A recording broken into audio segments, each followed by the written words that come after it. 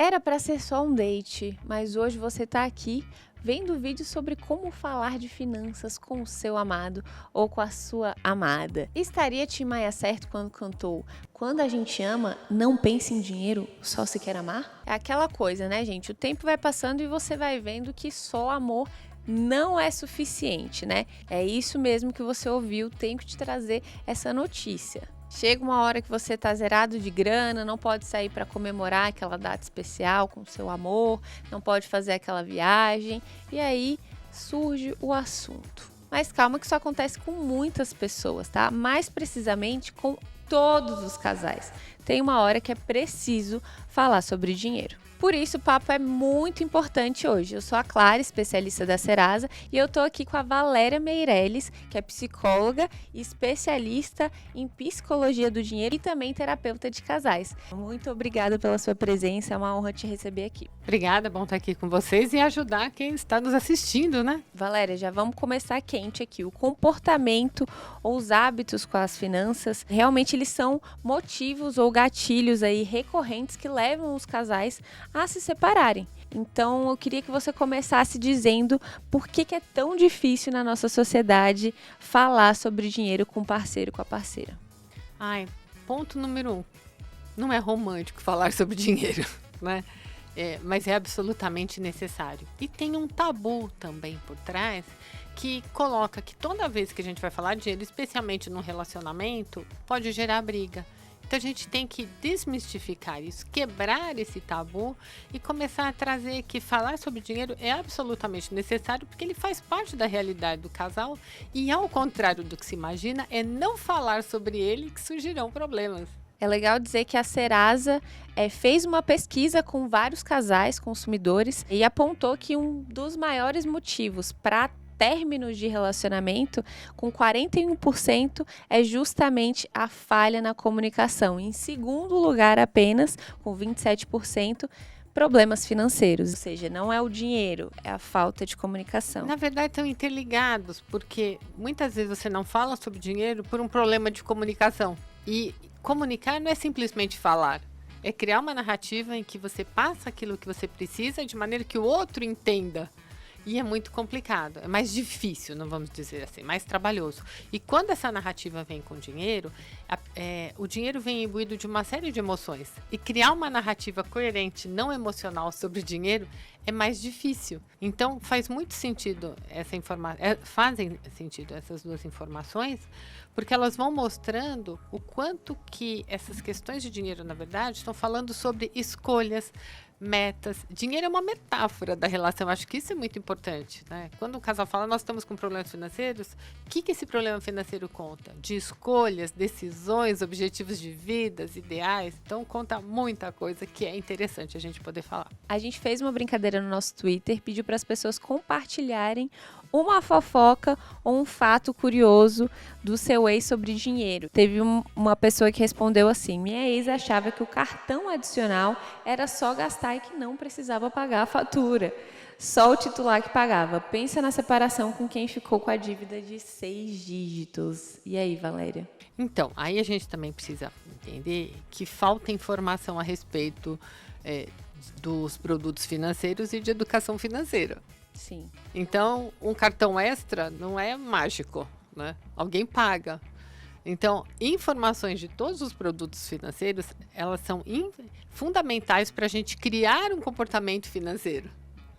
E às vezes a gente tem preguiça de ir atrás dessas informações. E aí, né, o prejuízo aparece. O cartão de crédito, ele bem utilizado, ele é ótimo, porque você fecha uma data para pagar teus pagamentos, tuas contas, você organiza e tudo mais. O cartão de crédito é uma poderosa ferramenta até de educação financeira. Por outro lado, se você não souber usar, ele pode te levar para o inferno. É uma faca de 2 gumes. E quando você contrata um cartão de crédito, é bom que você leia e entenda todas as vantagens e desvantagens que ele tem para você ficar do lado da vantagem. E em casal, isso também pega, porque assim, vamos ver um cartão de crédito com um cartão adicional. Como é que funciona, quem paga, quem não paga, e na hora também de pegar os benefícios, né? Qual que é a ideia? Vamos pegar as milhas, vamos viajar. Então vamos colocar os benefícios desse cartão em favor da relação. Porque a gente tem que pensar que nós estamos falando de dinheiro do casal. Existe o dinheiro de cada um, mas existe o dinheiro do casal. Por isso que nós estamos aqui, falando de dinheiro em Dia dos Namorados. Exatamente. Aí eu ia já entrar, você puxou aí o dinheiro do casal, já ia entrar numa questão aí mais polêmica também. Conta conjunta. Uma outra pergunta da nossa pesquisa mostrou que mais de 80% dos casais não tem conta conjunta. E o que eu queria saber no que a conta conjunta ajuda ou até mesmo atrapalha? Quais são os prós e contras, como ter esse cuidado aí com as finanças para que fique bom para os dois lados. Clarinha, essa história de conta conjunta, eu estava pensando que é mais para quem é mais velho, né? E os mais jovens hoje, ainda mais com as contas digitais, ficam trabalhando mais a questão da individualidade. Mas a conta conjunta, a gente entende que é a conta do relacionamento. Então, o que A e B pretendem, seja homo ou heteroafetivo casal, não importa, pretendem com a conta conjunta? Colocar o dinheiro do nosso relacionamento. O que faz parte do dinheiro do relacionamento? As nossas viagens, o condomínio, o aluguel, não importa, tem que combinar. E ali eles vão distribuir, se eles vão pôr igualmente ou proporcionalmente, porque às vezes um recebe mais que o outro, quanto cada um pode pôr na conta conjunta para pagar tudo aquilo que diz respeito ao casal. E claro que pede uma organização. Sabe, sempre tem um que é melhor em planilha, outro que não. Mas é importante, quando existe essa conta conjunta, que o casal, pelo menos uma vez por semana, a cada 15 dias, sente para organizar. Então tem que ter o dinheiro da conta. Eu fui no supermercado, se está combinado que está naquela conta, passei o cartão, custou X o supermercado, sai daquela conta. Então, tem que ter comprometimento e organização. E organização também pede planejamento. E isso pede um comprometimento regular de controle. E o que acontece? As pessoas acabam estando cansadas, têm um pouco de preguiça, começa bem e não termina. E aí vira confusão. Então, quando a gente quer muito, as emoções elas vão falando mais alto e elas se sobrepõem à razão. Por isso que é importante sentar e ver na planilha, ou se não tem, eu não tenho planilha, não tenho computador, pega um caderno. A gente fala em planilha, as pessoas ficam assustadas. Se você não tem o jeito certo, tem o jeito que funciona. Se você pega aquele caderno, você pega um papel e anota e tem esse controle de receita sobre despesa do casal, da relação, fica mais fácil. Mas para fazer isso, o casal tem que ter objetivos em comum. Cuidar de dinheiro é uma tarefa para a vida, como é cuidar da nossa saúde também. É a saúde financeira. Exatamente, e nunca vai parar, sempre vai ser um desafio e sempre vai dar trabalho. Então é melhor a gente se conscientizar já agora e começar a falar disso do que ter problemas aí pro resto da vida. Isso, né? Eu acho que pede empenho. E assim, não adianta não querer falar, porque o dinheiro bate na sua porta, literalmente. Né? Então, uma hora a conta chega. Literalmente, só não pode ser uma conta que leve a dívida. E falando disso, eu puxo um assunto um pouco mais delicado, que é justamente a violência patrimonial. Para quem não sabe o que é violência patrimonial, Valéria, você pode explicar um pouquinho? Eu vejo com muita preocupação, vejo que é um problema democrático, atinge desde classe E até classe A.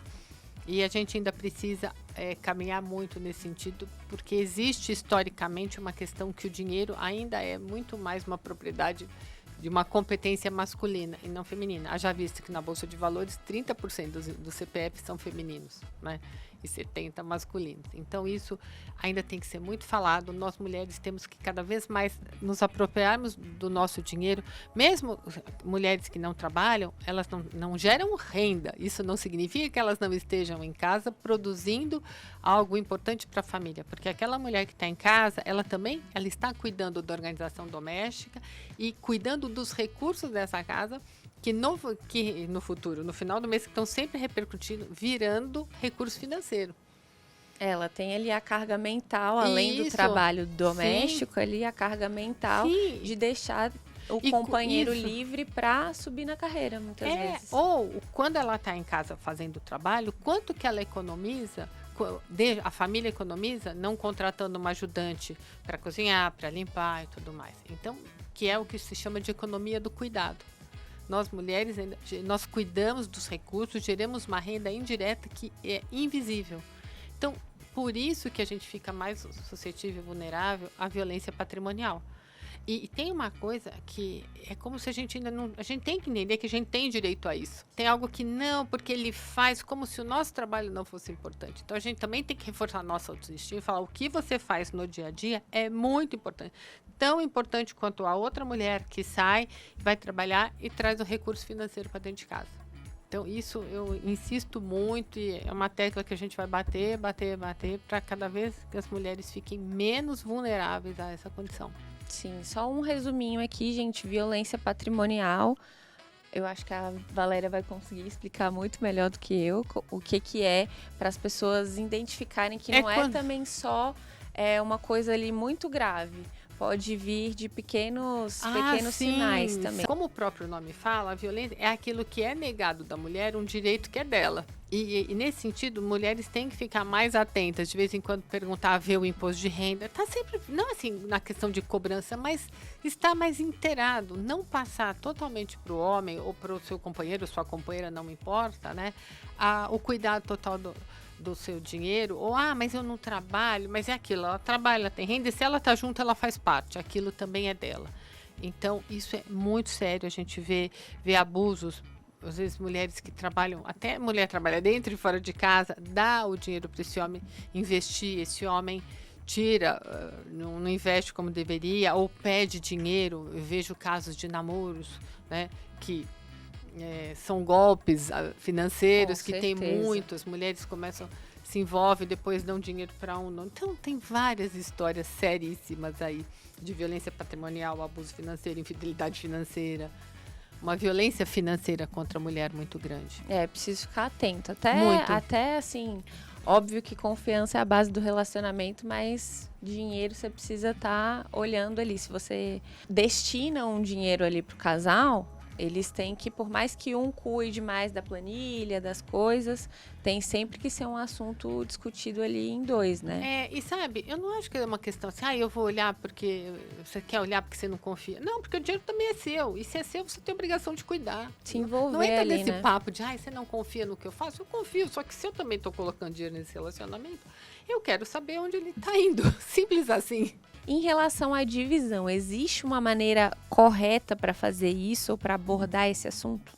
Tem vários tipos, não tem. Eu falo de novo, tem aquele que funciona bem. A gente tem a divisão equitativa e tem aquela divisão igualitária. Então, divisão de dinheiro. Então assim, nós vamos morar junto, custa 10. Você paga 5, eu pago 5. Mas e se um recebe 10 e o outro recebe 5? Metade do outro. Então, a gente tem que conversar sobre isso, e aí é o casal que vai ter que se acertar. O que a gente vê é que essa divisão tem que ser muito bem conversada para evitar injustiças, que o livro de contas da relação fique desequilibrado. Uma outra questão também é como é que faz o sistema de administração. Tem o sistema conjunto, individual, tem aquele parcial. Então, tem conta conjunta, vamos nós dois cuidarmos, ou deixa só para um cuidar do dinheiro da casa, ou deixa que eu cuido de tudo. O que a gente vê, felizmente, é que cada um está fazendo de um jeito. É o que eu falo, o que não pode é ficar endividado. Mas existem, como eu falei, algumas possibilidades. Então, a gente sempre pede para conversar de maneira que um não se sinta desconfortável em relação à sua posição na relação. Se eu pudesse escolher um tema que a gente recebe bastante por aqui, seria meu ex sujou meu nome. Isso pode ser a gota d'água de muitos divórcios, né? Pode, divórcio, namoros, porque no afã, ou assim, quando você tá junto, você quer que o relacionamento dê certo. Então, fala, olha, você me empresta, veja bem. E você empresta. Quando você tá apaixonado, ou às vezes você tá apaixonado, você sabe que não dá, mas, poxa, eu quero, sabe, no afã da boa vontade, você fala, ok, vamos lá, eu compro aquele consórcio para você, eu empresto o meu cartão, eu faço, você vai na confiança mesmo e no desejo de que aquilo ajude pro relacionamento. E muitas vezes você acaba sendo enganado e você se enganou, alguma coisa assim. É comum, gente, uma pena. Atenção. Presta atenção, porque... E aí eu acho que a pessoa que recebe um pedido desses, ela entra numa armadilha. Porque se ela fala sim, ela está exposta. E se ela fala não, Ah, você não acredita em mim, veja bem, como você é egoísta e tudo mais. Então, eu rezo assim, eu tenho que torcer para ninguém receber esse tipo de pedido. É delicado, né? Muito delicado. Mas acho que tem também que prestar atenção em alguns Isso. outros sinais, né? Isso. Então, assim, nós vamos fazer isso. Eu sempre falo, converso com o advogado antes. Eu sou adepta que um bom advogado ajuda bastante a vida, né? Ah, mas é só um consórcio, é só emprestar o cartão, você vai conversar com o advogado? Então entra, dá o que acontece que se pagasse, não pagasse. O que a gente vê muito é empréstimo de cartão, endividamento, grande parte dos endividados ficaram assim porque emprestaram o cartão. Né? Inclusive para o companheiro, para a companheira. E você acha que é importante que esse assunto seja conversado ali no começo da relação? Você acha que tem um momento certo para começar a falar disso? Quando, do jeito que você está falando, o momento certo é a hora que o dinheiro vira um incômodo. Mas para evitar que fique incômodo, trazer com naturalidade. Então começou a namorar, começou a sair. Ah, vamos dividir essa conta, vamos para tal lugar. Ah, eu gosto de tal lugar. Nossa, mas ele quer ir para tal lugar, nós vamos dividir a conta, é um pouco caro para mim. Ô, fulano. Então, a melhor coisa é falar no início. Mas tem uma palavrinha chamada vergonha, que as pessoas morrem de vergonha, ainda mais quando estão se conhecendo, aquela dança do apaixonamento, de se fazer interessante para o outro. Vou falar que eu não tenho condição de... Então, não é romântico, não é muito bonito, mas eu penso que o quanto antes se falar sobre dinheiro, melhor. Mas não é falar de dinheiro de uma forma... Acho que as pessoas falam de dinheiro uma coisa pesada, assertiva. Porque quando você está falando de dinheiro, você está falando de você, da sua vida. Olha, fulano, você gosta do restaurante A, que tem 5 estrelinhas? Mas eu também gosto, mas eu só consigo ir uma vez por mês. Porque a minha vida é assim. Então, você também vai se colocando e oferecendo para o outro a possibilidade de se conhecer e de conhecer o outro. Não é, porque se o outro fala, não, eu só vou sair, eu vou em tal lugar sempre, eu faço questão, ela fala, olha, eu não tenho como, ele fala, né, vamos dividir, não, então ele também já está contando sobre a pessoa, porque quando a gente está falando de dinheiro, nós estamos falando de valores, de crenças, de estilo de vida, então se você vai percebendo que está difícil compor, você está vendo, será que vai ser possível ter uma satisfação com essa pessoa? Porque a satisfação conjugal, ela reflete na satisfação financeira e vice-versa, mas muito mais a satisfação financeira, ela é consequência de uma satisfação conjugal, no qual esse casal tem coesão, tem intimidade, tem uma transparência financeira, pelo menos entre eles, assim, não necessariamente mostrar tudo, mas dentro do possível maior, que as questões fluem.